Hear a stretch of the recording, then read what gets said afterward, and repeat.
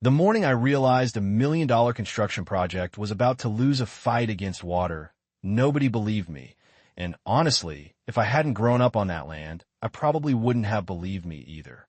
The strange thing is the disaster didn't start with a flood, a storm, or some dramatic act of nature. It started with a convoy of shiny white pickup trucks rolling down a frost-covered hill on an October morning while I stood on my back porch holding a cup of coffee. I remember the sound before I really saw them, tires crunching over frozen ground, diesel engines humming through the cold air. I lived outside the little town of Ashford Ridge, Virginia, on property that had been in my family for generations. It wasn't some giant ranch or wealthy estate. It was just old family land, the kind that collects stories the same way old barns collect dust. My grandfather farmed part of it. My father hunted deer on it. And after both of them were gone, I stayed. Most people thought I stayed because I was stubborn. Maybe they were right. That morning, I watched a dozen workers jump out of trucks carrying survey equipment and bright orange markers. At first, I figured it was another utility project. We got those every few years. Then I heard one of the foremen yell something that made my stomach tighten. He pointed toward a low slope beyond the tree line and shouted, "Community center goes right there." The men laughed and started unloading equipment. I lowered my coffee and stared at the spot he was pointing toward. Of all the places they could have chosen, they picked that one. I must have stood there for 30 seconds without moving. Then I actually laughed. Not because it was funny, because it was so unbelievably stupid. "Oh no," I muttered. "You idiots." A few hours later, I drove over to see what was happening. The development company behind the project had recently bought a large tract of neighboring land and announced plans for an upscale residential community called Willow Creek Estates. The brochures showed walking trails, decorative ponds, luxury homes, and a beautiful clubhouse overlooking what they described as scenic natural terrain. What they called scenic natural terrain was what my grandfather used to call wet ground that remembers where water wants to go. There's a difference. Most people see land. Farmers see behavior. My grandfather had spent half his life teaching me that. The project manager was standing near a trailer reviewing blueprints when I introduced myself. His name was Brandon Keller. He looked maybe 30 years old, wore mirrored sunglasses even though the sun barely showed through the clouds, and carried himself with the confidence of a guy who had never been seriously wrong about anything. "Can I help you?" he asked. "Maybe," I said. "Depends on whether you're planning to build that clubhouse where I think you're planning to build it." He smiled politely. "We're building exactly where the engineers approved." "Then your engineers missed something." His smile faded a little. "Like what?" I pointed toward the slope. "There's an old watershed under that ground." He glanced over his shoulder. "Not according to our reports." "Well, according to 80 years of local history, it's there." He folded his arms. "Ma'am, we've done geological studies, environmental reviews, soil testing. Everything meets state requirements." The word "ma'am" always hits different when someone uses it to dismiss you. I drove home irritated but not yet worried. People ignore warnings all the time. Usually reality educates them eventually. The problem was that reality can get expensive. Over the next several weeks, the construction accelerated. Bulldozers removed native grasses. Excavators carved into the slope. Concrete trucks arrived almost daily. Every time I drove past, I felt the same uneasy feeling in my chest. It wasn't anger yet. It was more like watching someone walk toward a cliff while wearing headphones. Around Thanksgiving, I dug through old family records stored in my father's workshop. Most of it was ordinary stuff. Tax documents, crop notes, hunting licenses. Then I found something interesting. An old survey map from the 1940s showing seasonal groundwater movement beneath several properties, including the exact section where the development was being built. The paper was yellow and fragile, but the markings were still clear. I made copies and brought them directly to Brandon. He looked at them for maybe 5 seconds before handing them back. "These aren't part of our official records. That doesn't make them wrong. It means they aren't relevant." I still remember the irritation in his voice. Like I was wasting his afternoon. Like decades of local knowledge were somehow less valuable than a report written by someone who had probably visited the property twice. As I walked back to my truck, I looked over my shoulder at the rising concrete foundations and had a feeling I couldn't shake. It wasn't just that they were making a mistake. It was that they were absolutely convinced they couldn't make one. And in my experience, that's usually when trouble starts. By January, the first signs showed up, and they showed up exactly where I knew they would. We had a fairly normal winter that year. Nothing dramatic, no record snowfall, no 100-year storm, just cold temperatures and the occasional stretch of rain that Virginia gets when winter can't decide what season it wants to be. One afternoon, I drove past the construction site on my way home from town and noticed 3 portable pumps running near the foundation trenches. At first glance, that might not sound unusual. Construction crews pump water all the time, but these pumps weren't there after a storm. They were there after nearly a week of dry weather. That caught my attention.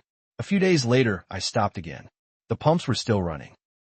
Water shimmered along the bottom of the trenches like liquid metal.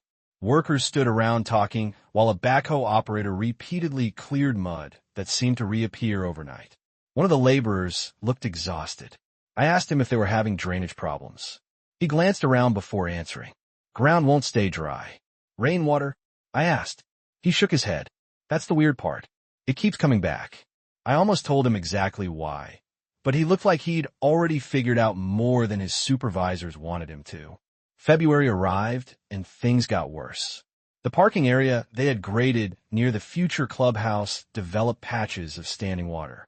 Overnight freezes turned sections of it into slick sheets of ice. Residents in nearby neighborhoods started talking. Nobody said it publicly at first, but rumors spread fast in small communities.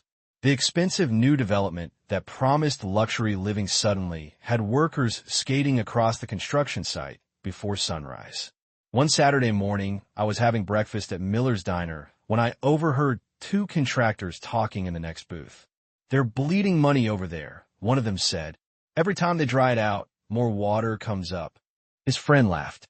Maybe they built a marina by accident. I smiled in my coffee, but said nothing.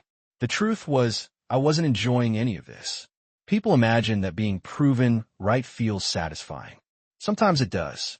But watching a preventable disaster unfold mostly feels frustrating. I had warned them.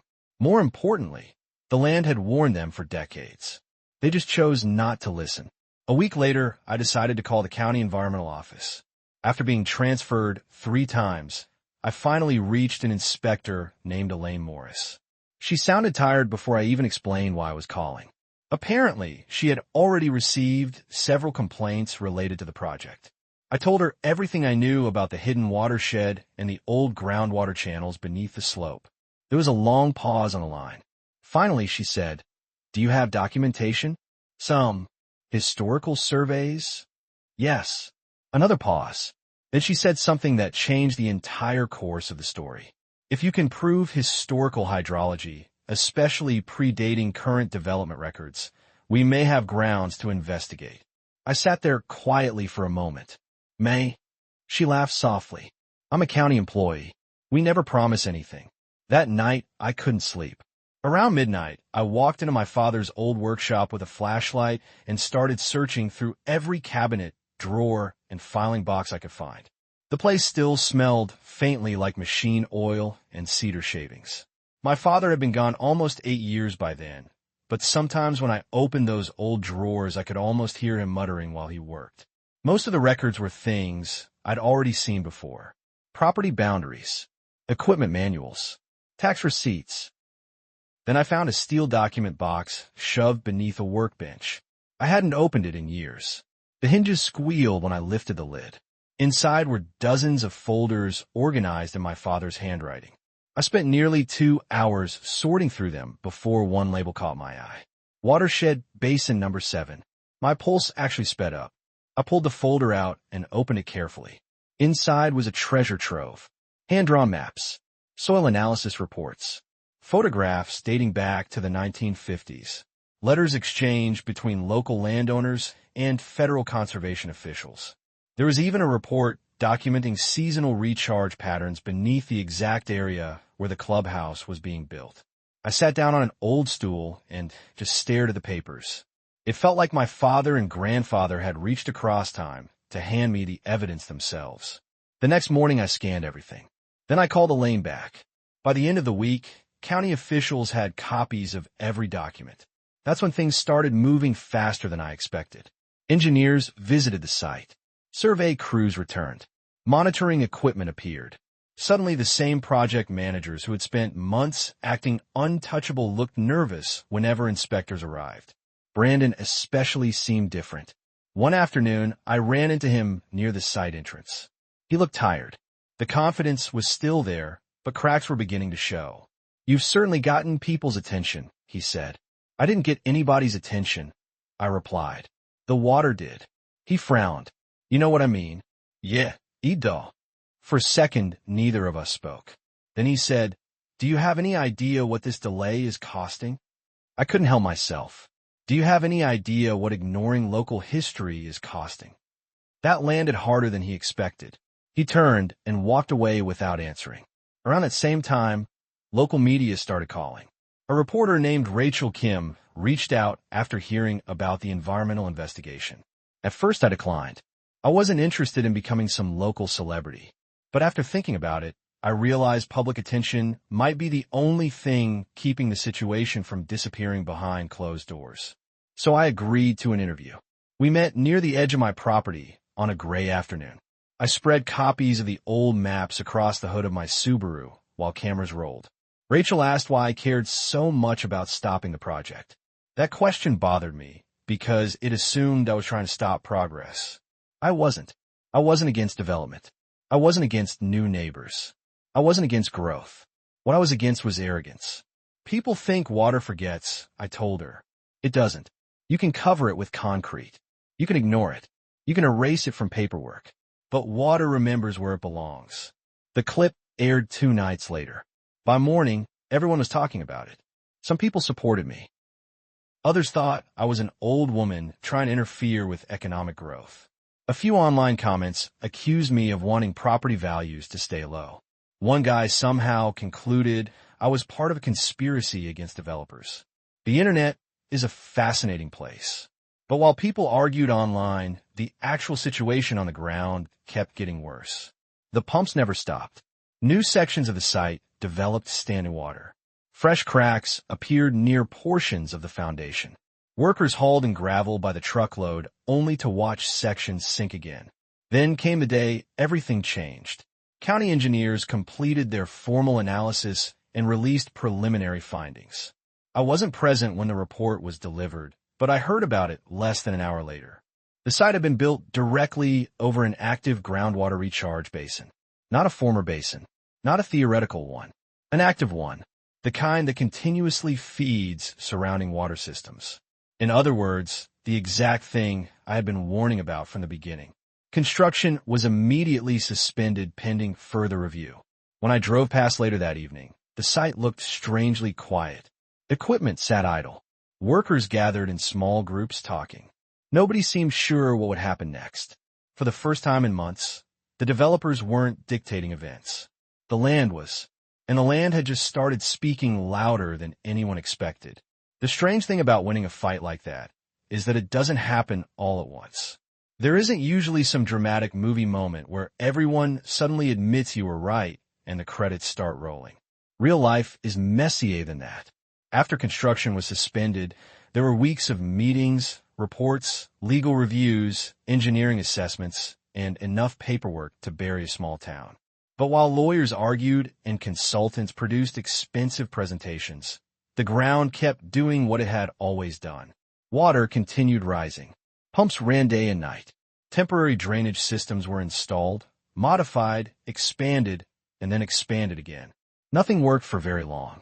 I drove past the site several times during those weeks, not because I wanted to celebrate their problems, but because I genuinely couldn't believe how quickly the situation was unraveling.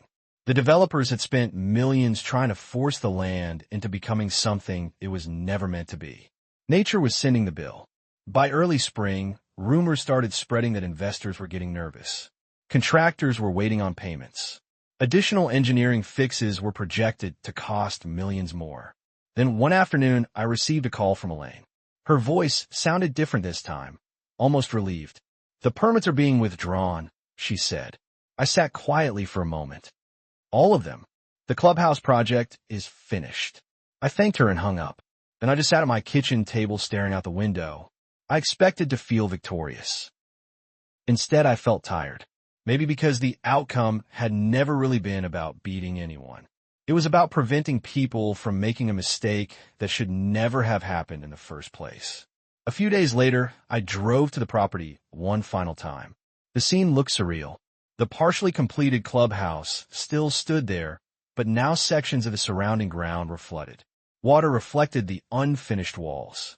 Tall grasses were already beginning to reclaim the edges. The expensive building looked less like a luxury community centerpiece and more like an abandoned monument to overconfidence. As I stood there, I spotted Brandon walking across the site. For a second, I considered getting back into my truck. Then he noticed me and started walking over. He looked older than he had 6 months earlier. Stress will do that to a person. We stood there awkwardly for a moment before he finally spoke. "You know," he said, staring at the water, "when this started, I thought you were just another neighbor trying to stop development." I laughed softly. "You're not the first person who's thought that." He nodded. Then he surprised me. I should have listened. There wasn't any anger in his voice. No sarcasm. No excuse. Just honesty. I looked out toward the flooded basin. "Honestly, Brandon, it wasn't me you should have listened to." He followed my gaze. Neither of us said anything for several seconds. Finally, he shook his head and laughed. "You really love that line, don't you? The water remembers?" I smiled. "Yeah, because it keeps being true." For the first time since we'd met, he laughed too. Then he wished me well and walked away. That was the last time I ever saw him. Over the following year, nature moved back and faster than any restoration crew could have managed. Native grasses returned. Birds nested along the water's edge. The flooded sections attracted frogs by the hundreds. On warm spring evenings, their chorus echoed across the basin exactly the way my grandfather used to describe when I was a kid. One night, I walked out there alone under a bright moon and stood quietly listening. The air smelled clean. The water reflected the stars. And for the first time since all of this began, I felt completely at peace. I thought about my father. I thought about my grandfather. I thought about all those old maps sitting in forgotten boxes for decades, waiting for someone to need them again. Most people think history lives in books. Sometimes it lives in the ground beneath your feet. Sometimes it lives in stories old families tell around kitchen tables. And sometimes the people who seem old-fashioned are simply carrying information nobody else bothered to keep. Looking back now, I don't think this story is really about developers, environmental regulations, or even a failed construction project. I think it's about what happens when confidence becomes arrogance. Somewhere along the way, too many people started believing technology automatically knows more than experience, that a report is always smarter than local knowledge, that if something isn't recorded in a database, it somehow doesn't exist. But the world doesn't work that way. The land doesn't care about spreadsheets. Water doesn't care about investor presentations. Reality doesn't negotiate. And eventually reality always gets the final vote. Even now, people still argue about what happened. Some say the project should never have been approved. Others insist the developers were treated unfairly and simply got unlucky. A few believe modern engineering could have solved everything if they'd been given enough time and money. Honestly, maybe there's some truth in all of those arguments. That's why I'm curious what you think. If you had been in my position, would you have fought to stop the project, or would you have let the developers learn the lesson on their own? And if you were running that project, would you trust decades of local knowledge over official reports and expert studies? Let me know down in the comments, because stories like this rarely have simple answers. And sometimes the most interesting part isn't who won or who lost. It's figuring out who was actually right.